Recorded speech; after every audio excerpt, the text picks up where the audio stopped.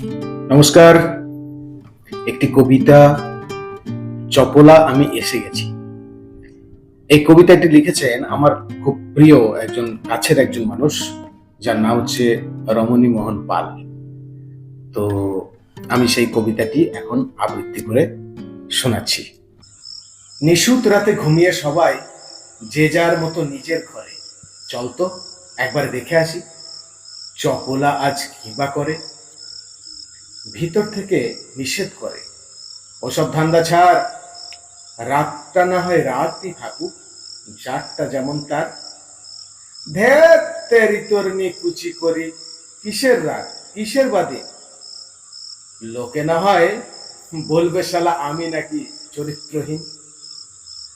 প্রেম করলেই ছেলে বুড়ো সবাই দেখি স্ফোরণ কাটে। প্রেমের জন্য জীবন দিলে তবেই প্রেমের সুনাম জোটে। মনের গানে জোয়ার এখন, ছাড় আমাকে যেতেই হবে।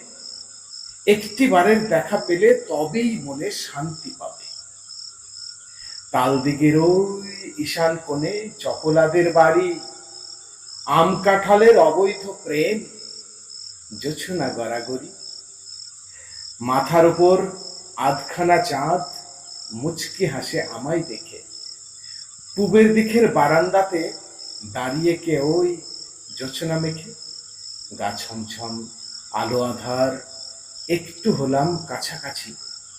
চাপা গলায় জানিয়ে দিলাম, চপলা আমি এসে গেছি। এগিয়ে এলো জোছনা মেয়ে, হাসির ঝিলিক চোখে মুখে। একটু দেখায় অনেক দেখা, যা খুশি তা বলুক লোকে। দুয়ার খোলার নেই দরকার, থাক না অটুট রাতের কায়া। চোখের ছোঁয়া কিসেই বা কম, নাই বা হলো শরীর ছোঁয়া।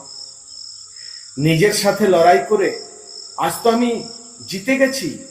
রাত দুপুরে বলতে পারি, চপলা আমি এসে গেছি। নমস্কার।